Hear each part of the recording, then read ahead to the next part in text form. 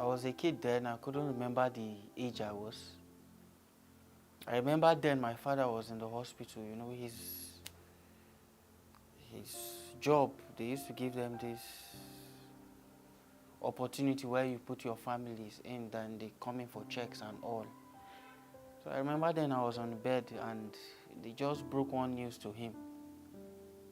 He looked devastated and he just went out. My mother was just there.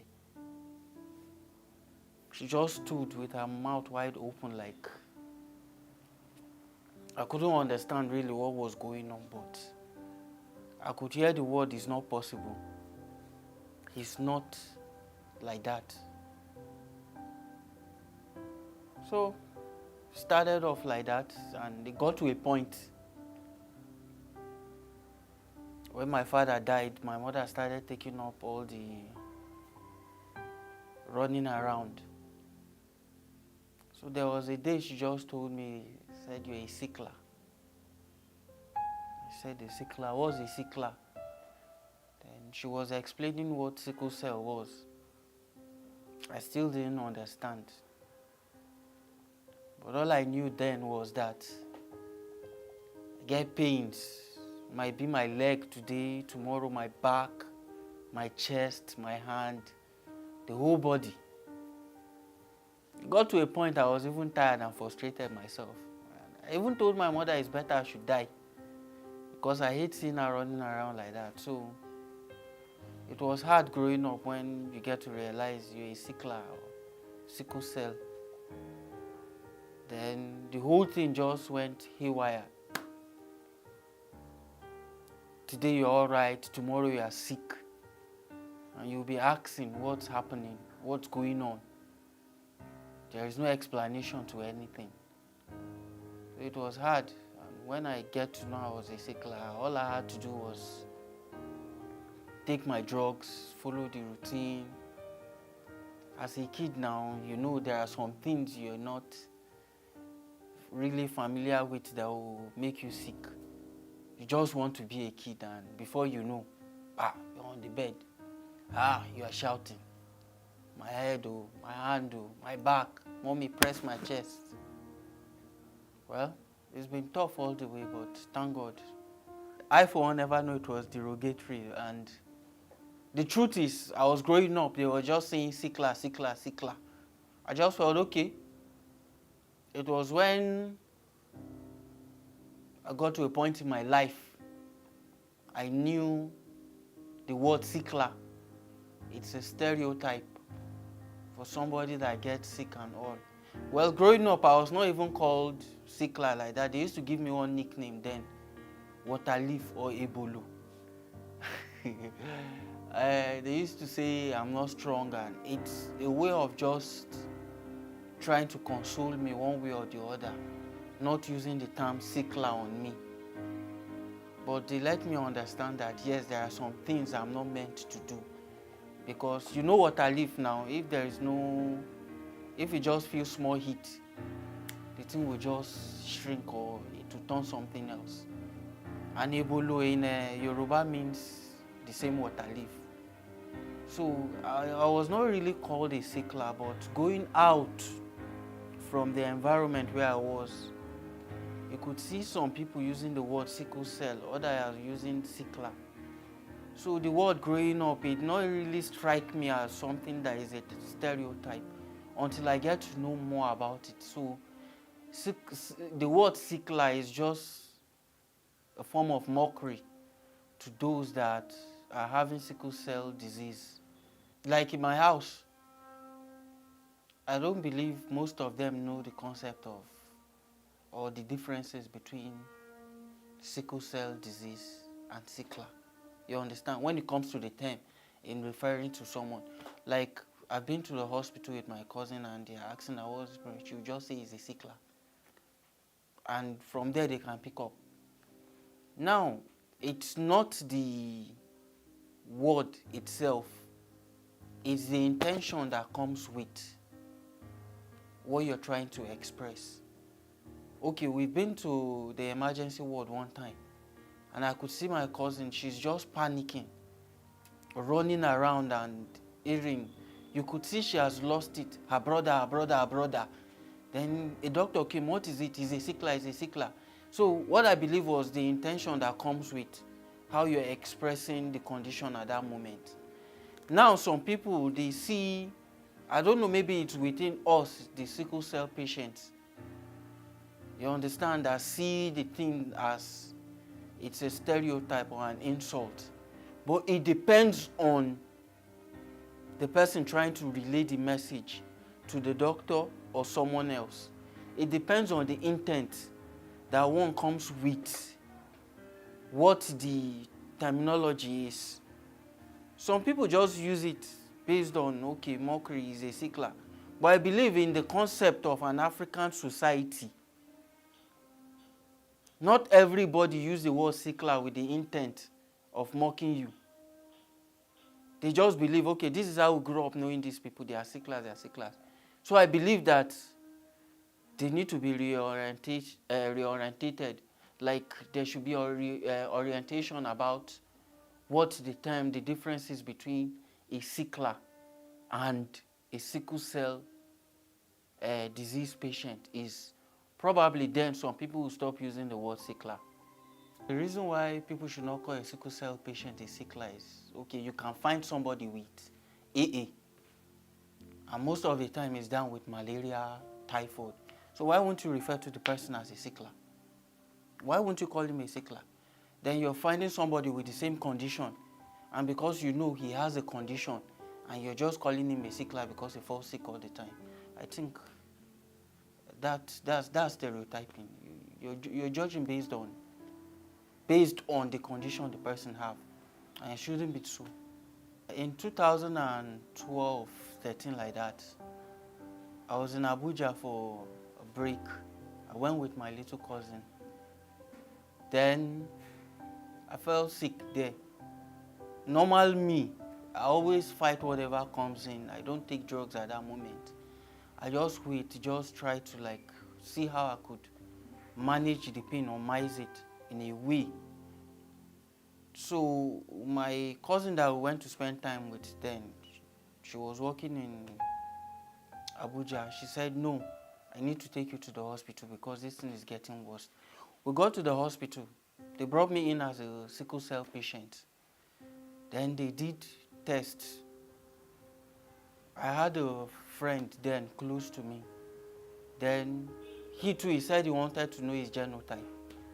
So after the whole test thing, they said I slept for almost 24 hours. And when I woke up, the guy just looked at me and smiled and said, they brought in your test result. They said you are AA. I just looked at him. She said she never wanted announcing the result because it's the doctor that is supposed to come and tell us, see what the result is. Then the guy said, I said you should try and explain again. He said the nurse told him he is AA and the person they brought in as the patient is AA too. I just smiled and put my hands on the pillow. Then I don't know when I started smiling, then I slept off. So they now woke me 30 minutes later. The doctor was doing rounds. And the doctor looked at me. He said, how are you? Fine, all those questions. And the nurse asked that she's confused. They brought me in as a sickle cell patient, but my genotype is AA. Then the doctor turned and looked at me and said, boy, when last did you take your drugs? Actually, I lied that it's 1 year. I've not been taking drugs for a long time. Then he just looked at me and smiled. I said, boy, you're not a sickler. You're not a sickle cell patient. You're just going through pain like any other person. And that was something I grabbed. I held on to it till date. I did another test when I came back to Jos to confirm the whole thing was true. The thing still came back AA. So I just told people I'm AA, and some people are still finding it hard to believe. And the last, about a month ago or two, I was not feeling too well, so I was supposed to undergo a surgery. They had to do a test on me again. And still the result came back AA. Since then, I just felt like there's nothing in this world that could even make me doubt myself, doubt the willpower I have, and even doubt God, most especially. Anything can happen at any time. Yes, growing up, I experienced the symptoms sickle cell used to experience. Actually, some of the symptoms stopped, and at a point, it was not serious like the way it used to be. Everything was just mild, and I can get sick, but you see me on the street. My father back then, I remember asking my mom what my father's genotype was, and she said he was AA. That's what she could remember. I asked about her own because it means definitely if my father was AA, then somebody must be a carrier, and it could be her. My mother, the only time I remember she slept that she was feeling sick, that was even serious, was she had thyroid then. Apart from that, I've never seen my mother lie down that she was sick or something. So I keep asking myself, where is the genotype thing coming from? Is it hereditary, or is this something that we're not being clear about? Because then, I don't see my parent falling sick. But yeah, I know we had this rheumatism in the family, so I just believe probably it's the rheumatism, but I'm not sure. My brother, the one next to me, is a carrier, and I used to look at him most times because I can say he's stronger than me. But the surprising thing is that he got to realize that he was a carrier when he was in GS3. I mean, we grew up with this dude and he has never even laid down for once. But getting to know he was a carrier then, I don't know, probably the information itself, getting to know you a carrier, maybe it causes the thing to expand more or something, I don't know. But he has been strong enough to hold on and fight whatever comes. And our youngest, that one, I've never experienced anything in his life. I'm sure the worst thing that has happened to him probably is malaria or headache. I think my condition stopped at the point where I decided to not take drugs. I'm not saying people should do this at home. I mean, everybody have their own different concept. You know, some people just feel pity once they hear you're a sickle cell patient. I don't know how they reason in some cases like that. There are people that sickle cell patients don't want you to see them like they are helpless. They don't like it. I have a friend that if you just show any pity or piety on him, now he gets angry. Just do some stuff and let it be. And when it comes to relationship, I used to tell my friend then, probably they see the condition and they think we're going to die anytime soon. But for Christ's sake, this is the world the way it is. And when it comes to relationship, some people are just scared. They are scared. Some people think you die before your time. Some people think they can't handle your condition. Some people just feel like, what if this guy falls sick and I don't know what to do? Because I won't be able to marry a person with a sickle cell disease. How will he be able to bring food to the table? How will he be able to do this stuff? How will he be able to do that stuff? I can't be taking care of the kids and at the same time taking care of a grown person. I mean, you need to get to know the person first. Get to know what he can do, what he can't do. I mean, there are people out there with sickle cell disease. If you see them hustling, you won't even believe they have the condition. They are doing things fine. And it's always like that. But you need to get to know the person and you could see what the person will come up with before you judge. My own take. AS and AS. Anybody taking that step is a risk, a serious risk. Okay. You can get probably one AS, then the rest will fall. They will just fall into the category of a sickle cell patient. I mean, the risk is much, but even so, some people still are willing to take that risk because they are in love. And some people really understand the condition of you not trying to bring someone to this world to suffer. I mean, you need to see how people suffer this thing, and I don't think if you're in the position or you've experienced it, you want your own kid to be in that same condition. It's risky. It's risky. I won't advise people to go down that line.